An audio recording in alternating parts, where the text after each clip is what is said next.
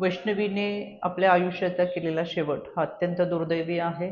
एकीकडे चांद्रयान यशस्वी झालं म्हणून आनंद साजरा करणारे आपण लोक, एआयच्या तंत्रज्ञानाच्या युगामध्ये वावरणारे आपण लोक, आणि अजूनही दुसरीकडे एक विकृत मानसिकता दिसते.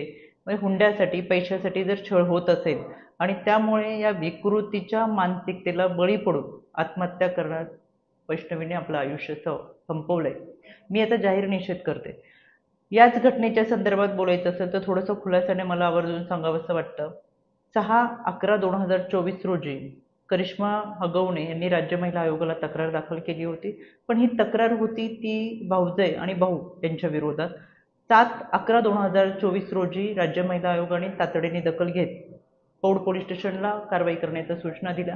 पण कोणतीही कारवाई करण्यापूर्वी हा कुटुंबातला वाद होता, कुटुंबामधली समस्या होते, कुटुंबाचे प्रश्न होते, आणि म्हणून ते कुटुंबामध्येच बसून सामोपचाराने मिटवले पाहिजेत अशा पद्धतीच्या सूचना पोलिसांना देत यामध्ये काउन्सिलिंग करत हा वाद मिटवण्यात आला होता. आणि त्यावेळेस पौड पोलीस स्टेशननी देखील कारवाई केली होती. वैष्णवीने आत्ता जी आत्महत्या केली यामध्ये कोणत्याही पद्धतीची तक्रार वैष्णवी स्वतःकडून किंवा माहेरच्या लोकांकडून ही आयोगाला आलेली नव्हती. यामध्ये स्वतः राज्य महिला आयोगाने सुमोटो दाखल करत 19 तारखेला ही केस घेत संबंधित पोलीस विभागाला कारवाई करण्याच्या सूचना दिलेल्या आहेत. त्या अनुषंगाने आता यामध्ये 5 पैकी 3 आरोपी हे अटकेत आहेत. त्यामध्ये सासरा आणि दीर हे फरार आहेत. यासाठी मी स्वतः यामधील आयोग डोंगरे सर हे तपास करतात आहेत. आणि या फरार आरोपींच्या तपासासाठी 4 टीम हे तैनात केलेले आहेत. त्याच्यामध्ये क्राईमचे असेल, स्वतः पोलिसांचे असेल, सायबरचे असेल आणि अँटी गुंडा टीम सुद्धा आहे जी त्यांचा तपास करते. व्यक्ती कोणत्याही पदावर असू दे, पदाधिकारी असू दे, शेवटी तो गुन्हेगार आहे. यामध्ये राजेंद्र हगवणे हे राष्ट्रवादी काँग्रेस पक्षाच्या कोणत्याही पदावर नव्हते, त्यांचा मुलगा हा संघटनेमध्ये काम करत होता. त्याच्यामुळे शेवटी गुन्हेगारी विकृतीला टेचून काढण्यासाठीची भूमिका ही राज्य महिला आयोगाची राहणार आहे. याच्यामध्ये पोलीस तपास करतात, गुन्हा नोंद झालेला आहे, कडक कारवाई केली जाईल. इथून पुढे वैष्णवी होणार नाही यासाठी मला आपल्या सर्वांना आवर्जून विनंती करायची.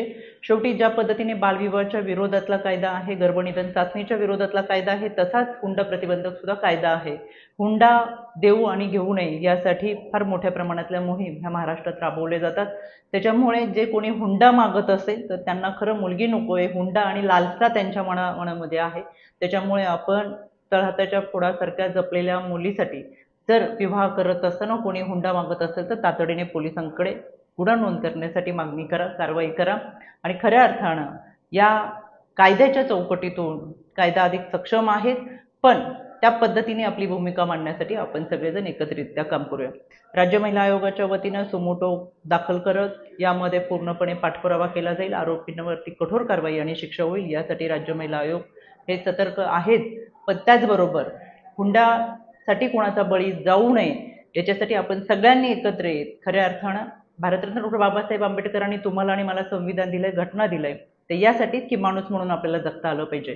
म्हणून या संविधानाच्या माध्यमातून, कायद्याच्या माध्यमातून माणूस म्हणून जगण्याचा प्रयत्न आपण सगळेजण करूया.